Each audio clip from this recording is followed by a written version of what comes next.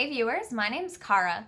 Today I would like to muse about the question, what kind of witch am I? And this comes from the fact that you may have also seen, if you are using social media at all, that a lot of people really like to talk about the different kinds of witches there are and talk about what kind of witch are you, and people will share these posts that are meant to be informational, describing the different types of witches out there. And what they're doing really is describing different practices or different focuses that your craft can take. So, for example, people talk about things like you could be a kitchen witch, which would be a witch who does most of her magic in the kitchen. Most of their magic would involve food, cooking. They might choose to use kitchen utensils as their magical tools, like they might use the same knife that you cut your vegetables with would also be used to cast your circle. You might use a wooden spoon as another tool. Your cauldron is actually just a large pot, a cooking pot, which is what a cauldron was back when that's still how people cooked things. So that's one example. There's also green witch, which refers to a witch who is skilled in the practice of wart cunning, is one definition that you may have seen.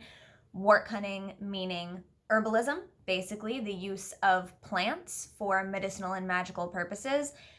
Now, of course, when we talk about using herbs for magical purposes, not all of us are like licensed herbalists or people who are licensed to be able to prescribe herbs medicinally to people, but we use them medicinally. When we make a tea for something, it's for the properties that we know.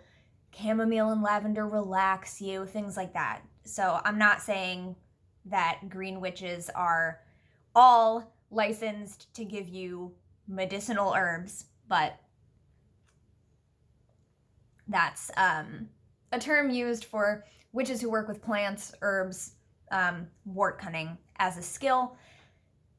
Hedge witch, sea witch, there's all different kinds of things. So this is what I mean. And then usually they also talk about eclectic witch, solitary witch, things like that.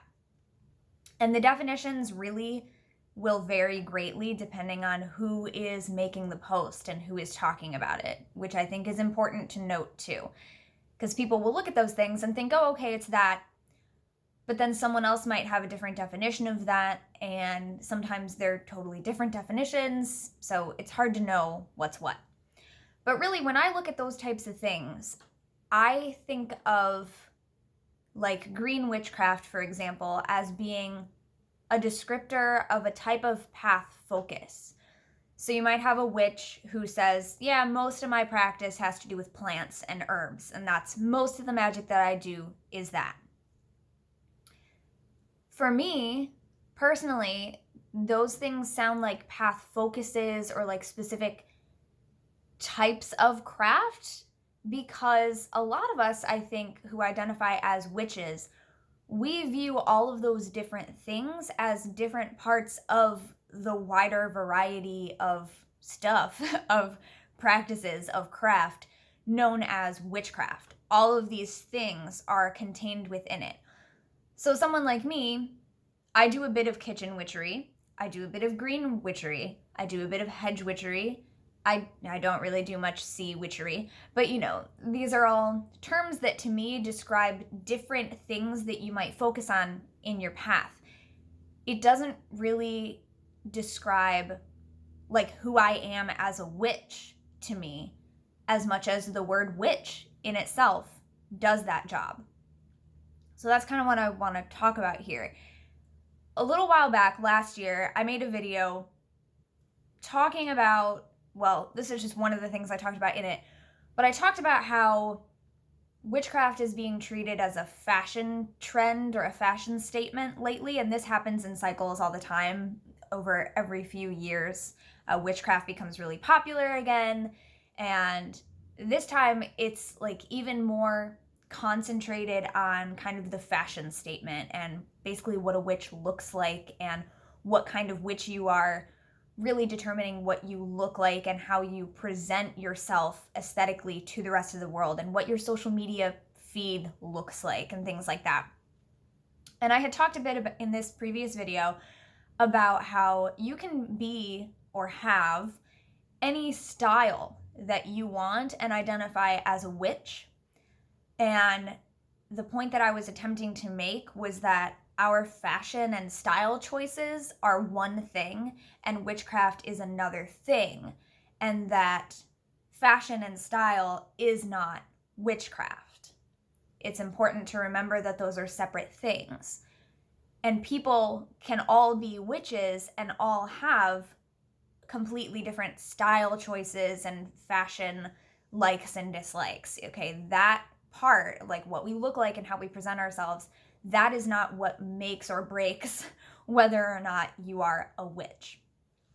So in that video, I started naming things like you can be a preppy witch, you can be a punk witch, you can be a goth witch, right? I was trying to name like different basic names of styles that I am just aware of. And honestly, what I did at a certain point when I was naming off that list of stuff is I literally just thought of the style categories that we are given on Etsy. If you have an Etsy shop, when you list an item, you're allowed to put it in categories to help people find it. So you can say like, this is a jewelry item, and then below that, this is a necklace, and then below that, what kind of necklace is it? Is it beaded? Is it a pendant? Is it, whatever. There's also a little drop-down list that we can choose to tag it with a style. So literally, people looking on Etsy for goth items could see all the things that sellers have tagged with goth. Similarly, if you're looking for something pastel or pastel, you could find all the items that someone has tagged with that. So or vintage, again, like preppy, punk, antique, but that's not really, it is a look, but it's also a descriptor of an item, but things like that. And so that's where I started naming the other ones like bohemian, which I don't really think is one that we should necessarily use because it's, all tied up in cultural differences and the way that terms are used and what terms are the preferred nomenclature and what are not. But that's where I got that term from, was literally just thinking in my mind of the Etsy list. And that's also where I got minimalist from. So I said, like, you could be a minimalist witch. And a while later, I got a message from someone saying like, oh, I just found out that you could be a minimalist witch, and that seems really cool to me, and now I'm going to look into that more. And I was like, wait, are you talking about my video? Because I was literally just naming style descriptors from Etsy. Like, the thing that I think is problematic is when people start to think that the different style descriptors and fashion descriptors mean that the witchcraft is different, and it's not necessarily. The way that we go about it, or the items that we use and the look of the things that we use might be different depending on our personal style choices, but we're all still witches. We're all still doing witchcraft. We're all still doing magic, Just like I personally don't believe in or subscribe to the idea of color names to associate magic. So I don't talk about black magic versus white magic versus gray magic versus green magic, whatever. Nobody really says that. Don't start saying that just because I said it. I don't think anyone really says that. I was just saying it because it's a color. Although green witchcraft, obviously, we're talking about as the name of a path descriptor. But anyway, similarly to that, we're all doing magic. And so that's where I think it can get really confusing. So when this person said that to me, I thought, oh no, are they saying that because they heard me say it? Because I was just talking about like a fashion statement. But over time, I have noticed that no, it's not just me saying it. I just happened to say it because it went along with what I was saying in that video. But I have seen there actually are people who identify as minimalist witches. And so that got me thinking. There actually is a little bit of an overlap with the term minimalist, for example. It's not just a style, but it's also a whole worldview. So while the thing that I said before still stands, you can be any style and be a witch, but your style is separate from the fact that you are a witch, or I don't even want to say that. What I mean is, it's all still witchcraft, no matter what your personal style is. But some things can cross over into being kind of your entire worldview, right? And your entire worldview can affect the way that you choose to practice your witchcraft or your magic. Minimalist is one of these things because, for example, if you are a minimalist in your life, that's your worldview, you are very likely to approach witchcraft from a minimalist standpoint. So someone who identifies as a minimalist, which I have a, no pun intended, minimal understanding of what that means. I did not do any extra research just before doing this video. I'm just talking to you. Someone who identifies as a minimalist, typically they are seeking to minimize the amount of things, the amount of physical things, material things, objects. So we wouldn't see a minimalist witch have a huge, extensive collection of different types of fancy craft tools, for example. That's just one example. There's other things that I think our worldview informs the way that we approach witchcraft. Again, it doesn't change the witchcraft. It doesn't change the fact that witchcraft is witchcraft, magic is magic, but it affects the way that we approach it. It affects the lensing through which we see witchcraft and magic. I hope you understand the distinction that I'm trying to make here. So one of the other things that I could say I personally identify as that would be my worldview informing the way that I approach my practice is if you are a feminist, if you're a feminist witch, that says something about the way you approach your craft that would be different than someone who is not feminist. Eco-feminism is yet another thing. It adds another layer. If you really heavily focus in your life on, or in your feminism specifically, but in your whole life, on intersectionality and remaining intersectional, that affects the way that you approach your witchcraft. I believe that my feminism should be intersectional. I believe that all of our feminism needs to be intersectional. I also believe that our witchcraft needs to be intersectional. I won't go into too much more about what that means in this video because that's not what this video is about.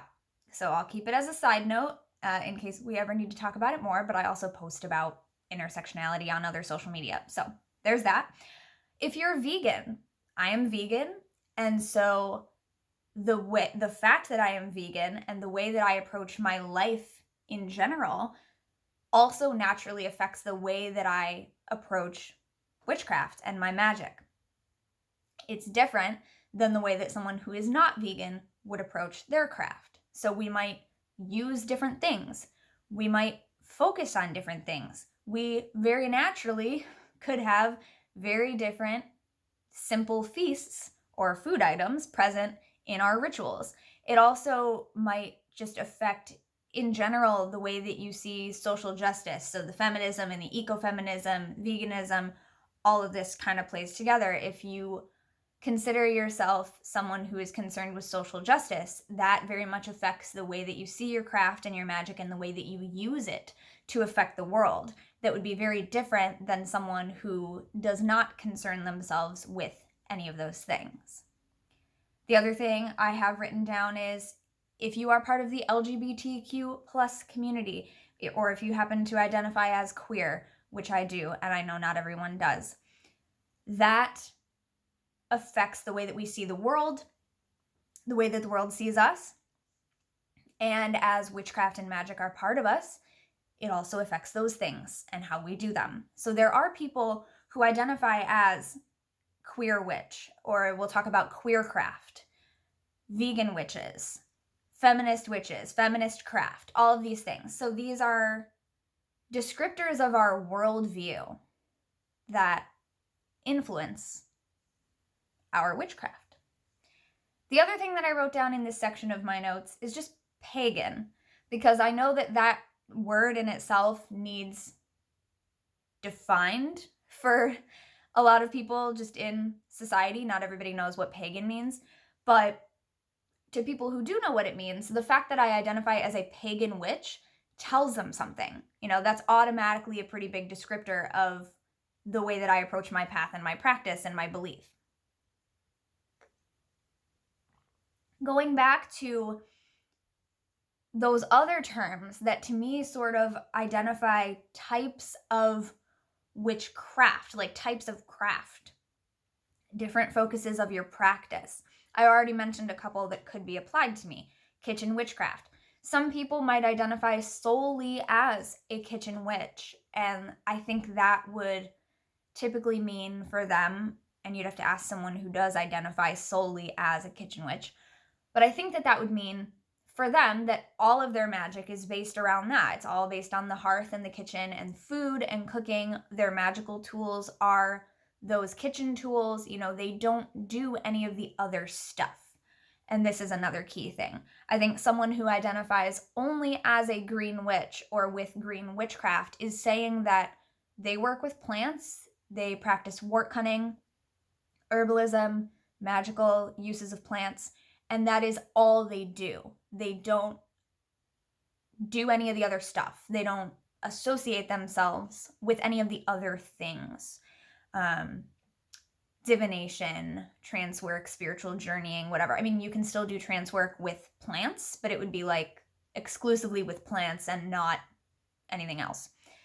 Again, you'd have to ask people who really identify solely only with those things. I don't know if many people are doing that, because in my experience, most of us are witches and we're doing all of the different things that could fall under this great umbrella known as witchcraft or the craft.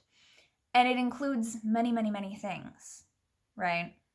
So I've talked about this before, and I'm not going to get into it now either because it's a totally separate topic that's huge in and of itself. But the idea that what constitutes witchcraft is heavily debated and is also just a very wide variety of things. We could start listing any number of things. It'd be herbalism, working with crystals, it could be meditation and trance work, it could be the kitchen cookery, it could be infusing magic into your everyday, we might say mundane, you might say muggle lives. It could be tarot, other forms of divination, it could be astrology, it could be, oh my gosh, so many things. I'm running out of ideas just in my head. But these are all things that people have come up with terms describing each one of those things. I mentioned before, like some people identify as a sea witch or a water witch, and for them that means that their magic is really heavily focused on water and bodies of water around them, connecting to the bodies of water that are local to them, that are important to them, that they have direct connections with. Another term that I didn't know existed, I actually have to credit my friend Kate, who I went to college with, who a few months ago, again, I don't know, the passage of time is a construct, so again, I don't know how long ago it was. I'm saying it was a few months ago. I'm just going to go with that. I don't really remember. I'd have to look it up. But my friend Kate messaged me saying that they're working on a novel, a fictional story about witches, and they know I'm a witch, so they contacted me for some good resources for like basic information that they could use in their character development. And they had already used, or they had already put together some basic ideas of like, here's my different main characters who are witches, and each one of them is going to kind of focus their powers from a different type of source. So one of them is really earth-based, one of them is fire-based, you know. One of the things that my friend Kate said to me was, I have a cosmic witch and she does this, and I was like, I don't know what that is. Like, that's not a term I've ever heard. That's not really a thing. So I asked her what she meant by that, and she said, oh, it's just like a name that I came up with that sounded kind of spacey, that I thought would be a good way to describe that this character gets most of her power from the stars and the planets and the sun and the moon. And I was like, oh, okay, that makes sense. Because I'm thinking of it in terms of like, all right, my friend is writing a fictional story about witches who get their supernatural powers from natural sources, basically. I don't consider our powers supernatural, by the way. That's another topic again. But anyway, in terms of like this witch draws their power from the earth, and this witch gets their power solely from fire. I was like, okay, calling it a cosmic witch, that makes sense. You're just using it as like space. All right, stuff in space. Cool. Little did I know at the time that that is actually a term people are using. And I found that out later because social media. So now when people are sharing these, what kind of witch are you? Here's a little basic explanation of all these different types of witches so you can find out what kind of witch you are. Sounds like an internet quiz, but it's not. They're talking about kitchen witch and green witch and hedge witch and solitary witch and eclectic witch and sea witch, and they're also talking about cosmic witch. And I'm like, what? Like, I thought my friend made this up. So either my friend already saw that information on social media or just collective unconscious wise came up with the same term that other people are using. And other people are using it to refer to a witch who works with astrology. And I'm like, isn't that just an astrologer? So to me, there's so many new terms that I feel like are kind of unnecessary because, like, for me, I'm a witch and all of those things are part of witchcraft for me.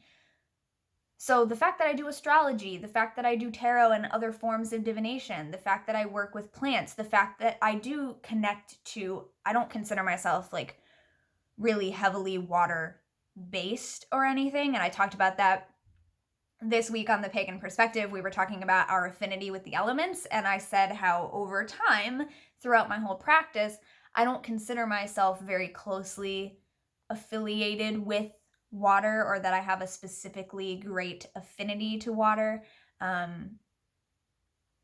basically. But I do seek to establish a connection with the bodies of water that are close to me and that are around me. And I've always had that. And that's part of my overall view of nature and connecting to nature. And as I talked about in my Pagan Perspective video this week, connecting with all the elements in an equal as possible and balanced way. So I do all of those things. I do a little bit of kitchen witchery, which is what I refer to as the specific practice of doing witchcraft in the kitchen that involves food and things like that, and cooking. I do a bit of green witchery where I work with plants. I think I already said that before I started talking about water, so now I'm repeating myself. Hedge witchery. I do identify as solitary. I am not part of a coven. I am not part of a lineage tradition. I am not initiated into a coven. The term eclectic, honestly, I used to really identify with that and describe myself as an eclectic witch, but I feel like the way I've seen other people using it, it's changing a lot even more, and it really is becoming more of what we all used to insist that it wasn't, which is just picking and choosing whatever you want willy-nilly and not really caring where it came from or the effect that it has, which I think is a little bit problematic these days. And so you could still identify me as eclectic. This kind of reminds me of the Pagan Perspective video I did years ago where we were talking about terms and labels, and I actually wrote a lot of different terms on pieces of paper or index cards, and I still have those somewhere, and they were like colorful. And I talked about, like, you could call me a polytheist and a pantheist and a panentheist and an atheist and an agnostic and a this and a that and another, a deist and a theist and a whatever. Like, you could call me all of these things, and I was basically showing, like, these are all the terms that based on their definition would apply to me. And then here's how I actually identify, which is like pagan, witch, or like neo-pagan more specifically. But there's just all these terms that describe very specific things. And so to me, it doesn't make sense to identify as a green, kitchen, hedge, cosmic, solitary, eclectic, elemental witch, whatever. Because to me, all of that is witchcraft. Tarot reader too. Like, that doesn't have its own term yet that I know of. I don't know. I'll check social media, and by tomorrow someone will have come up with a term for it. But so I'm saying all of those things to me are part of witchcraft. And so because I don't focus on any one particular thing, I don't subscribe to this idea of saying like, oh, well, I'm a green witch. Oh, well, I'm a cosmic witch specifically, whatever. So to answer the question that no one asked of me personally, specifically, but that I am answering anyway, what kind of witch am I? Those are not really the type of words that I would use to describe that or to really tell you that. I employ all different types of practices that fall under the realm of witchcraft in my practice. And I don't identify with any one in specific. I identify with all of it to varying degrees, and I identify as a witch. As far as my worldview goes, you could use some of those descriptors to help point you toward sort of where I'm coming from. So you could call me a pagan, or even more specifically, a neo-pagan. I could refer to myself as a feminist or an eco-feminist witch, which is what the reclaiming tradition of witchcraft identifies as: eco-feminist, anarchist, non-hierarchical, cooperative, stuff like that. Intersectional. I identify as a vegan witch and a queer witch because those things do affect my worldview so much that they absolutely do affect the way that I do my witchcraft and my magic and the way that I approach my personal practice. But no matter what words we choose to identify with, and again, at the end of the day, you can call yourself whatever you want and you can identify any way that you want. I just, for me, want to encourage everyone to remember that using different terms and trying to differentiate ourselves so that we feel unique and we feel separate in an empowering way does not mean that we are truly entirely different from one another. It's all still witchcraft. It's all still magic. We're just all coming at it from very different points of view. But I don't think that doing this and trying to distinguish what kind of witch am I, whatever, I don't think that that gives us license to truly say that we are separate. And I didn't even intend this actually, but brain, you're a genius. This leads perfectly into the last thing I wanted to say at the end of this video, which is just letting you know that the next video I plan to upload on this channel talks about in-group prejudice and different, like one type of witch saying they're better than a different type of witch, or witches saying that we are better than someone else in the wider pagan or neo-pagan community. And it's a video that I recorded in February. So this is why I wanted to give a little heads up before I upload it, to say the next video that I'm going to post on this channel is something that I recorded in February. And I want to get it posted because my previous video on this channel was talking about this same basic kind of situation of like being negative versus constructive criticism. So this video that I'm going to post next talks about some specific instances that I've seen of people on social media, again, social media, saying, I'm a witch and that's better than this other thing, so don't call me that because I'm a witch and I think that's better. Or don't call me that because I'm this and I think that's better. But really, they're all just different terms for things within our same community. So boom, perfect segue from this video into that video that I didn't even plan.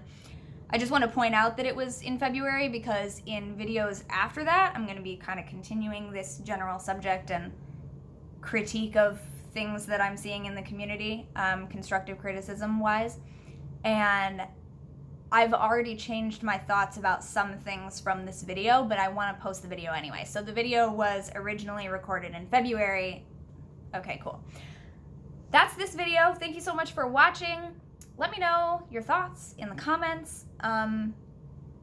Again, I just want to stress, like, you can be with any style you want, and you can really call yourself anything you want. I just think we need to try to remember that it doesn't make the fact that we are witches different. It's not a different type of witchcraft. It might be a different focus, but, you know, witchcraft is witchcraft. It does not become different things just because we put different names in front of it. Magic is magic. It does not become different things just because we put different names in front of it. These are just descriptors for how we focus and maybe who we are as people and what we bring to that fancy altar table. So thank you very much for watching. I will see you next time, and until then, don't forget to be awesome, blessed be, and goodbye.